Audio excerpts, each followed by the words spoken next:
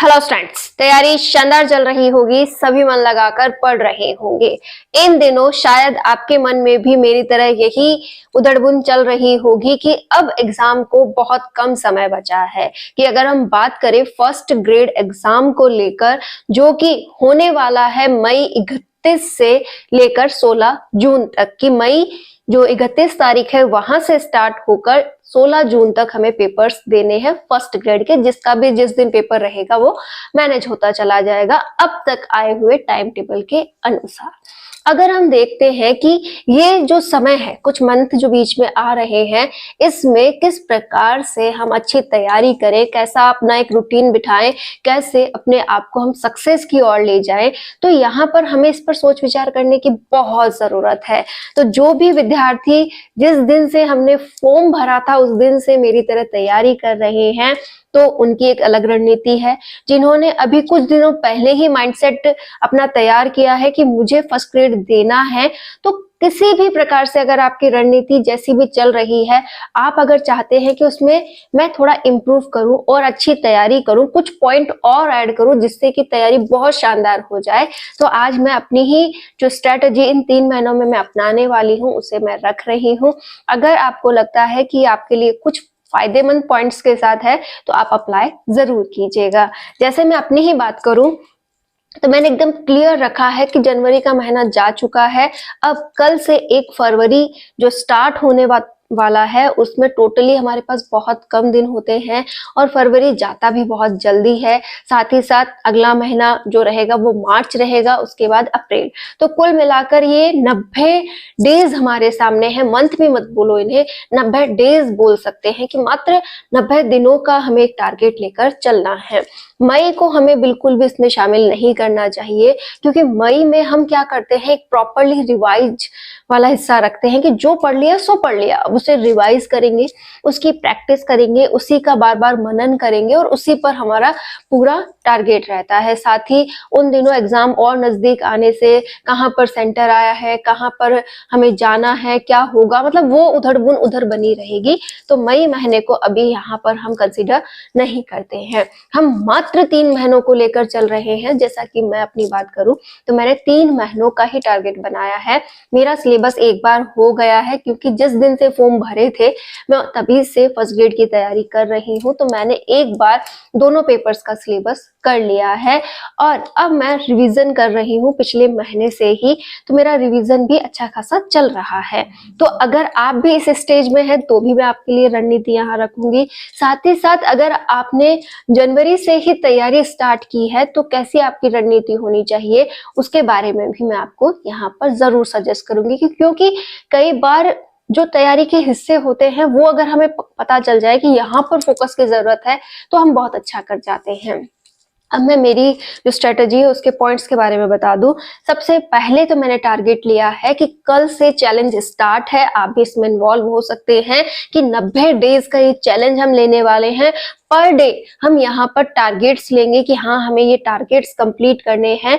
हम घंटों के अनुसार नहीं, टारगेट्स के अनुसार पढ़ाई करेंगे कि ज्यादा से ज्यादा टारगेट्स लिए जाएं, ज्यादा से ज्यादा उन्हें पढ़ा जाए अगर आप पहली बार पढ़ रहे हैं तो। और जो पढ़ चुके हैं उन्हें प्रॉपरली उन्हें रिवाइज करना है, साथ ही साथ उन्हें वापस से प्रैक्टिस में लाना है और अपने जो पॉइंट्स हैं उन्हें क्लियर करते हुए आगे बढ़ना है।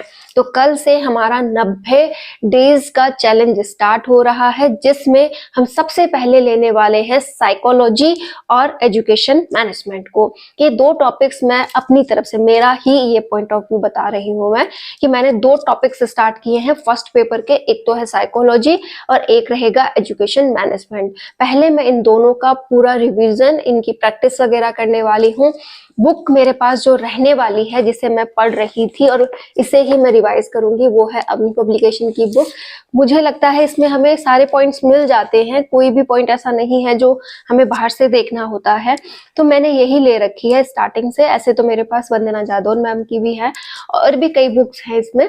तो मेरी जो प्रायोरिटी रही वो अवनी को ही रखा है मैंने, इसी को मैंने एजुकेशन मैनेजमेंट में और जो जो हमारे साइकोलॉजी वाला हिस्सा है उसमें इसको यूज किया है। तो आप कौन से यूज कर रहे हैं वो आप पर डिपेंड करता है, लेकिन याद रखिएगा जो पढ़े वो अच्छा पढ़े और प्रॉपर पढ़ने की कोशिश करें। तो मेरा ये दोनों सब्जेक्ट्स में पूरी तरह अच्छे से करना चाहती हूँ, इन्हीं को पहले कंप्लीट करूंगी और इन्हीं की प्रैक्टिस के लिए भी मैं कोशिश कर रही हूँ कि ओनली फॉर अवनी का ही इसमें प्रैक्टिस का देखूं, ताकि अच्छे से ये यहाँ पर मैनेज हो जाए। इसके बाद आप पुराने पेपर्स का भी प्रैक्टिस जरूर करें, और जितने भी आप मॉडल टेस्ट पेपर वगैरह लाए हैं उन्हें भी आपको देखना है, ताकि हम पेपर पैटर्न को समझ पाए। पिछली बार जो आरपीएससी फर्स्ट ग्रेड का पेपर हुआ उसमें जो प्रॉब्लम्स हमारे सामने आई उनसे भी हमें डील करनी है, तो उस अनुसार हमें पढ़ाई करनी पड़ेगी। तो हमारा टारगेट ये भी होना चाहिए।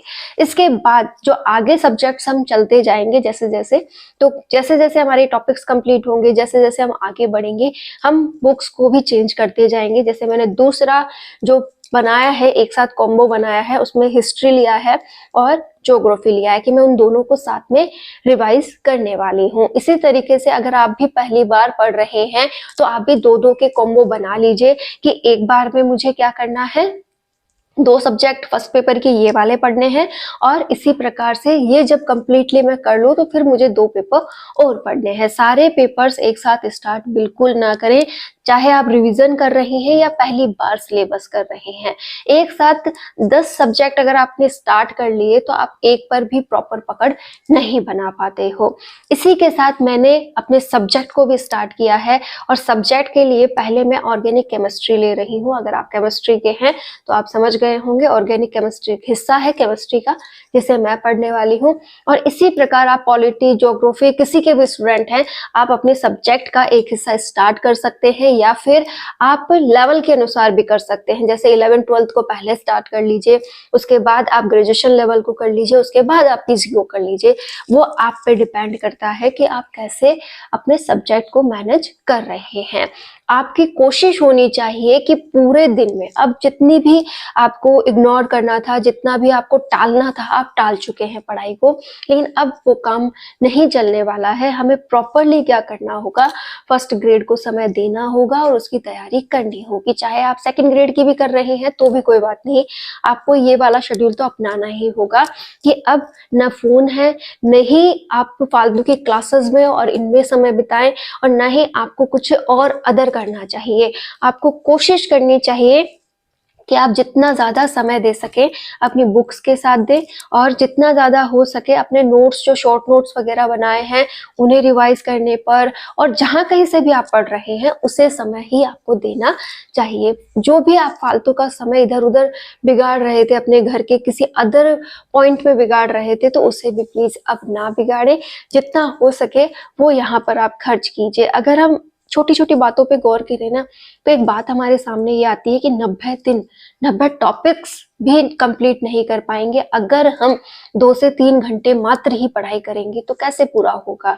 तो अब हमें समय बढ़ाने की भी जरूरत है, और समय की ही क्यों, आप अपने आप को एक टारगेट दो ना कि ये जो टॉपिक्स आज मैंने लिए हैं, चाहे इनके लिए मुझे कुछ भी करना पड़े, या आज कंप्लीट होने ही चाहिए। आप ही अपनी स्ट्रेंथ को बढ़ाने वाले हैं। ऐसा नहीं है कि केवल मैं आपसे ये कह रही हूँ, मुझे भी उतनी ही मेहनत करनी है। ये टॉपिक्स मुझे भी ऐसे ही मैनेज करने हैं। ये जो टॉपिक्स कंप्लीट करने के लिए जितना भी समय चाहिए मुझे इन्हें देना होगा, और मेरी जो फर्स्ट प्रायोरिटी रहेगी समय देने की, वो सुबह जल्दी उठकर देने का होगा। अगर आप भी ये कोशिश कर पाए तो बहुत अच्छा है। प्लीज आपसे रिक्वेस्ट है कि आप भी सुबह जल्दी उठकर अपनी इस पढ़ाई को समय जरूर दें। ऐसा क्यों?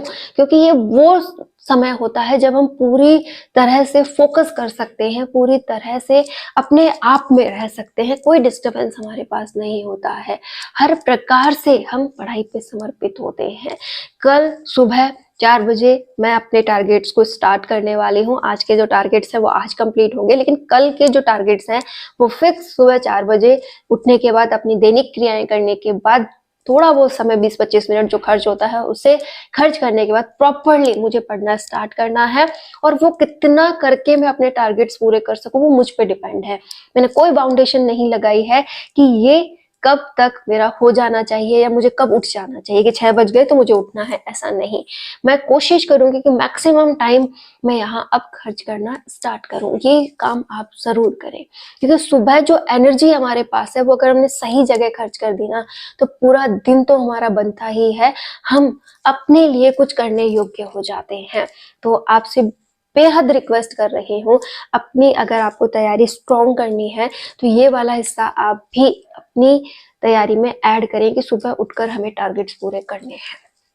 उसके बाद आप अपने दिन को पूरा मैनेज करें, अच्छे से समय निकालें और जो भी 2 टॉपिक 4 टॉपिक जितना भी आप लेते हैं उन्हें पूरे दिन में कंप्लीट करने की कोशिश करें। अब आप कहेंगे कि मैम कुछ टॉपिक तो ऐसे होते हैं जो 8 से 10 पेजेस के भी हैं, तो हम क्या करें? देखो, लेंथी टॉपिक है तो कोई छोटा टॉपिक अदर आप किसी भी सब्जेक्ट का जिसे आप पढ़ रहे हैं उसका ऐड कर लो। कोई जरूरी थोड़ी ना है कि दोनों के ही आप लेंथी टॉपिक्स लो, ये आप पे डिपेंड कर रहा है ना, आप कैसे मैनेज कर रहे हो। हमें छोटी छोटी बातों पर इतना अच्छे से मैनेजमेंट करना है कि ताकि वो टॉपिक तो हो ही, हम भी तैयार कर पाए। तो कल से आपका टारगेट स्टार्ट है, आप कौन से सब्जेक्ट स्टार्ट कर रहे हैं, कैसे आप मैनेज करने वाले हैं, कितना समय आप निकाल पा रहे हैं, इसकी कमेंट जरूर कर दीजिएगा। क्योंकि ये अब ऐसा प्लेटफॉर्म हम यहाँ पे तैयार कर रहे हैं कि इस प्लेटफॉर्म पर हम रोज इन 90 दिनों तक मिले, रोज साथ में तैयारी करें। आपके जो भी टॉपिक होते जा रहे हैं आप उसकी रिपोर्ट यहाँ डालें, ताकि आप में एक डर रहे कि हाँ, मुझे कल भी वहां पर कमेंट करना है कि मैम मेरा ये टॉपिक हो गया है। और रियली मैं भी कल से आपको ये कमेंट यहाँ पे करके दिखाने वाली हूँ कि मेरा आज का टारगेट मैंने ये लिया है और ये वाला हो गया है। आप भी कीजिए, हम मिलकर के तैयारी करेंगे ताकि एक डर रहे हमें कि हाँ, हमें कोई पूछने वाला है, हाँ, हमें भी कुछ प्रूफ देना है अपना कि हाँ, हमारा ये काम हो रहा है। नेक्स्ट डे हम ये वाला अचीव कर रहे हैं। चलो, आप नेक्स्ट डे का भी मत डालो, लेकिन जो आपने कर लिया है ना उसका तो जरूर डालो कि हाँ, हमने ये वाली जो पॉइंट है वो क्लियर कर ली है, हम इस और बढ़ रहे हैं। यकीनन आपकी बहुत मदद होगी। आप में से किसी स्टूडेंट की कमेंट रही थी कि मैम फॉर्म कब से स्टार्ट हो रहे हैं आरपीएससी फर्स्ट ग्रेड के। तो आपको बेटा प्लीज ये बात ध्यान में रखनी है कि जो फॉर्म है वो बहुत पहले ही भरे जा चुके हैं। तो जिन्होंने भी फॉर्म भरा है वो ही अब तैयारी कर सकते हैं। तो आप अब ना सोचे कि फॉर्म भरे जा रहे हैं, फॉर्म पहले ही भरे जा चुके हैं। जिन्होंने भरा है वो ही रेगुलर तैयारी कर पा रहे हैं। अगर आपको तैयारी करनी है तो आप अपने अनुसार अब तैयारी करना स्टार्ट कर दीजिए। जब दोबारा से फर्स्ट ग्रेड की वैकेंसी आएगी तब आप फॉर्म भरकर अपनी इस वैकेंसी में जो सीट है वो सुनिश्चित जरूर कर लें। फिलहाल तैयारी जारी रखें। एक बात आपको मुझे और बतानी थी कि आप में से बहुत से स्टूडेंट कहते हैं कि मैम हमारा होगा या नहीं होगा, हम तो सारे टाइम यही सोचते रहते हैं कि जितना भी समय हमारे पास रहता है उसमें अधिकतर हमारे मन में ये उधड़-बुन चलती रहती है, हम मेहनत तो कर रहे हैं, हमारा होगा या नहीं होगा। तो एक बात आप ध्यान में रखिए, होगा या नहीं होगा ये तो वक्त के बाद की बात है, लेकिन आज मेहनत ही नहीं की तो 100% नहीं होगा, ये तो कंफर्म है। तो आप इस बारे में तो विचार ही ना करो कि क्या होगा, बस आप ये ध्यान में रखो कि आपकी कोशिश कितनी शानदार थी, आपने कितना अच्छा किया और वो मेहनत आपकी कभी भी जाया नहीं जाएगी। आपको वो मेहनत कहीं ना कहीं काम जरूर आएगी। बस आप अपना 100% फोकस यहाँ पर बनाए रखें और उस अनुसार तैयारी करते रहें। मैंने एक और पॉइंट आपसे कहा है कि एग्जाम हम 100% क्लियर कर सकते हैं और ये वाली बात बिल्कुल सही है, मेरा ऐसा मानना है। अब आप कहेंगे कि मैम अभी तक आप भी तो तैयारी कर रहे हैं, आप ऐसा कैसे कह सकती हैं? हम कह सकते हैं क्योंकि जब तक हम इतना ज्यादा पॉजिटिवनेस के साथ यहाँ नहीं बैठेंगे, हम यहाँ अपनी तैयारी को इतना पॉजिटिव लेकर नहीं चलेंगे तो कहाँ हम जीत पाएंगे। आपको हमेशा ये सोचना चाहिए कि हाँ, मेरा हो सकता है, मुझे मेहनत करनी है, पूरी ईमानदारी से करनी है, जितना मैं अपना बेस्ट दे सकूं उतना देना है और रिजल्ट जरूर मेरे पक्ष में आएगा। हाँ, आपको ये भी रियलाइज है कि जो होगा दोनों पक्ष मुझे मंजूर हैं, होता है तो भी और नहीं होता है तो भी, वो तो आपने मन में अपने समझ बिठा रखी है। लेकिन फिर भी आपको हर समय ये पॉजिटिवनेस भी अपने साथ रखनी चाहिए कि मेरा होगा, जरूर होगा, मेरी मेहनत जरूर रंग लाएगी, मुझे अपनी मेहनत पर विश्वास है। तभी हम सिलेक्शन सुनिश्चित कर सकते हैं। आप जितनी मेहनत कर सके उतनी कीजिए, जितने पॉइंट्स हैं अपने उन्हें टिप्स पर ला सके उतने लेकर आइए, जितनी बार रिवाइजेशन होगा उतना ही ज्यादा आप अपने टॉपिक्स पर पकड़ बना पाएंगे, उतनी ही ज्यादा आप मेहनत कर पाएंगे। तो आपसे एक पॉइंट मेरा ये भी कहना है, आप नेगेटिविटी से बचें। हमेशा इस ख्याल में मत रहे कि क्या होगा क्या नहीं होगा, कैसे होने वाला है, क्या मैं करूं, ये सब बातें आपको बिल्कुल भी नहीं सोचनी है। आपको सोचना ये है कि मैं अपना बेस्ट कैसे दूं। आपने आज सुबह, जैसे कल सुबह का आपने टारगेट सेट किया है कि हाँ मुझे इस तरीके से आज के ये टॉपिक्स कंप्लीट करने हैं, एक दिन आप उस पर जमकर मेहनत करके देखिए। आपको जब रात को आप सोने जाएंगे ना, एक अलग ही फीलिंग आएगी कि हाँ अब बिल्कुल सही दिशा चल रही है जिसमें मुझे सिलेक्शन मिलने वाला है।